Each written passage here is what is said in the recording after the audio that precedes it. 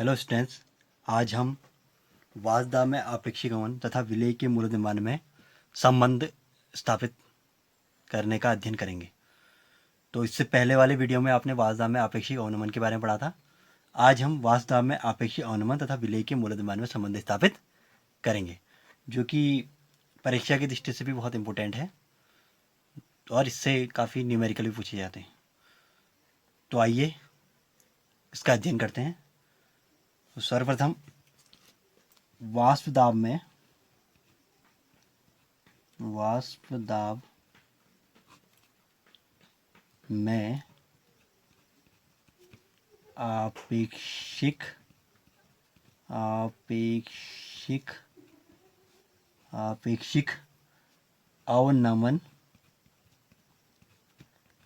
आपेक्षिक अवनमन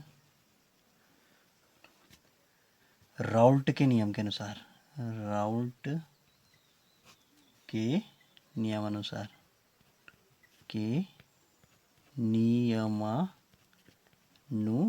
इससे पहले वाले वीडियो में आपने उसके बारे में पढ़ा था।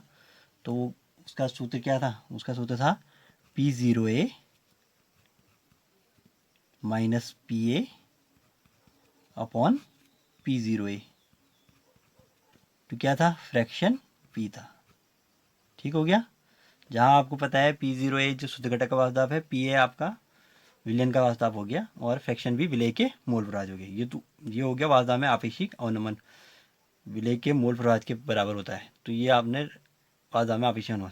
अब इसी से हम इसको चेंज करेंगे तो हम fraction P0A minus PA upon P0A। जब हम फ्रैक्शन B को चेंज करते हैं, फ्रैक्शन मतलब विलेय के मोल प्रवाह होते हैं, तो विलेय के मोल प्रवाह का सूत्र क्या होता है? विलेय के मोल बट्टे विलयन के कुल मोल। तो विलेय के मोल हमने n मान लिए, स्मॉल n, और विलेय के कुल मोल हो जाएंगे n प्लस n। ये तो आपका इसको हम समीकरण 1 मान लेते हैं, इसको हम समीकरण 2 मान लेते हैं। तो आपको ये समझ में आ गया होगा कि हम इसमें जो मोल प्रवाह हमने लिख दिया कि विलेय के मोल बट्टे विलयन के कुल मोल। तो विलेय के मोल स्मॉल n हो गया, विलयन के मोल क्या हो गया? कैपिटल N हो गया। तो हमने ये मान लिया। अब इसमें क्या होता है? फिर इसमें तनु विलयनों के लिए तनु विलयनों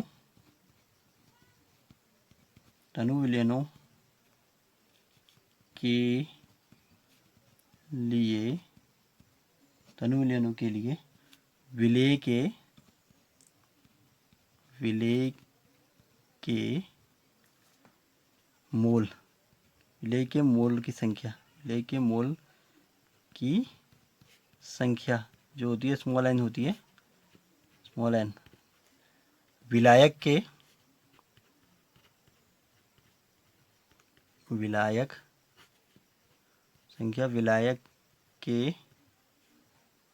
मोलों की संख्या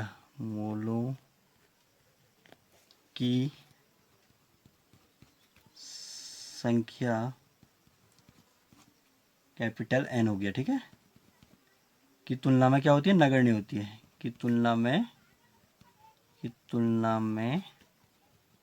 नगण्य होती है।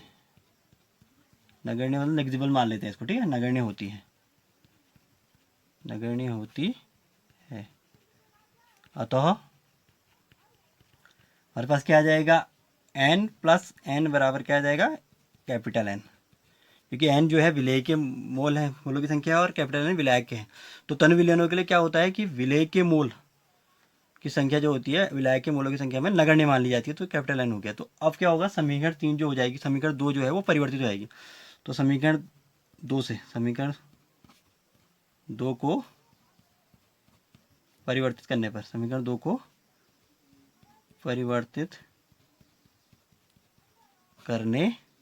पर, ठीक हो गया।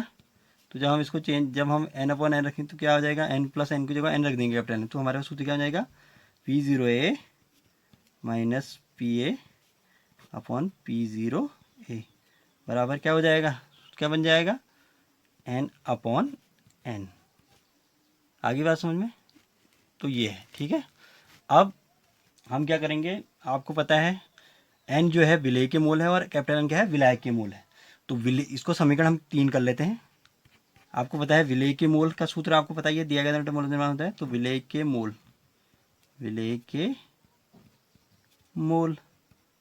इसको हम स्मॉल एन से दिखा देंगे, तो एन बराबर हो जाएगा small W upon small M. और विलायक के मोल, विलायक के मोल, तो विलायक के मोल क्या हो जाएंगे, कैपिटल एन हो जाएगा, कैपिटल एन हो जाएगा capital W upon capital M. तो ये हो गया। अब इनकी जगह हम इसको रख देंगे, इन मानों को रख देंगे एन अपॉन एन की जगह, तो हमारे पास सूत्र क्या बन जाएगा, ये सूत्र आ जाएगा आपका P0A minus PA upon P0A बराबर सूत्र क्या बन जाएगा, एन अपॉन एन की जगह दे देंगे तो डब्ल्यू अपॉन एम इंटू क्या हो जाएगा, एम अपॉन डब्ल्यू। तो ये इसका क्या बन गया, ये समीकरण बन गया मोलर द्रव्यमान और उसमें संबंध स्थापित करने के लिए। ये हमारा संबंध स्थापित हो गया है विलय के मूल्य द्रव्यमान। अगर विलय का मूल्य द्रव्यमान आपने बाहर निकालना है तो m बराबर आपके पास सूत्र बन जाएगा स्मॉल m बराबर विलय का मूल्य द्रव्यमान। अगर इसी सूत्र से आप बाहर निकालें तो सूत्र बन जाएगा P0A into small W into capital M upon हो जाएगा P0A minus PA into capital W. तो ये भी एक सूत्र बन जाएगा।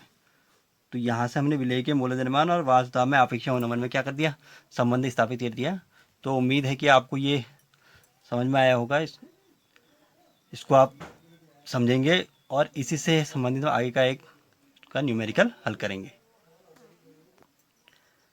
तो विलय के मूल्य द्रव्यमान तथा अपेक्षा अनुमान में संबंध को स्थापित करने के बाद हम वास्तव में अपेक्षा अनुमान से संबंधित एक न्यूमेरिकल का अध्ययन करेंगे जो इस प्रकार है।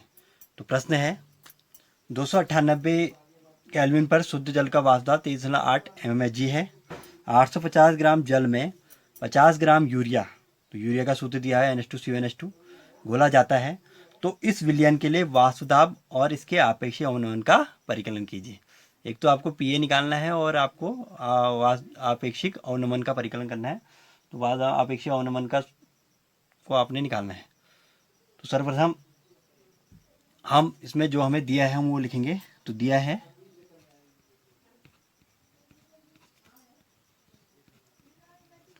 तो पहले हमें दे रखा है शुद्ध जल का वाष्प दाब, शुद्ध जल का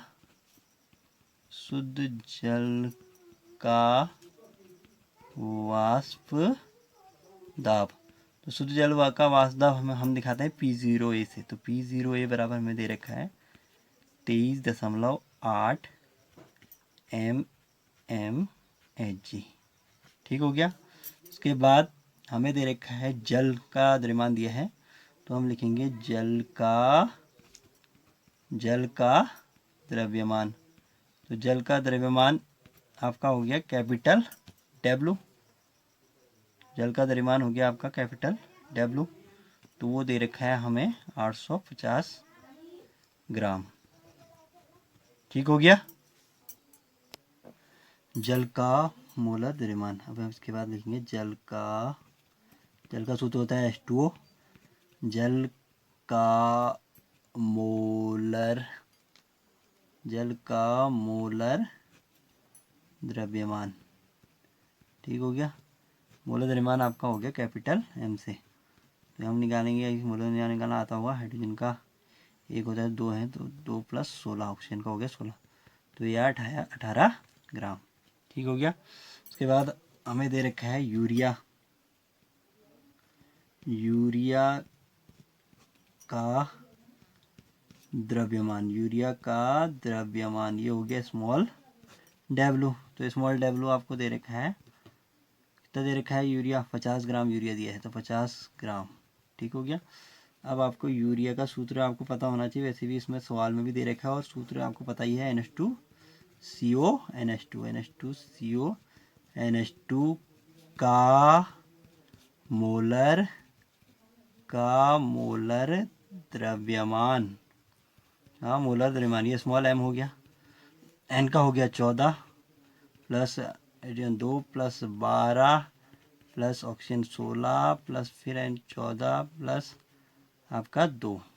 ठीक हो गया। तो ये आता है सोचते हैं 48 अब आ रहे 60 ग्राम, तो ये आ गया 60 ग्राम। ठीक हो गया। अतः सूत्र से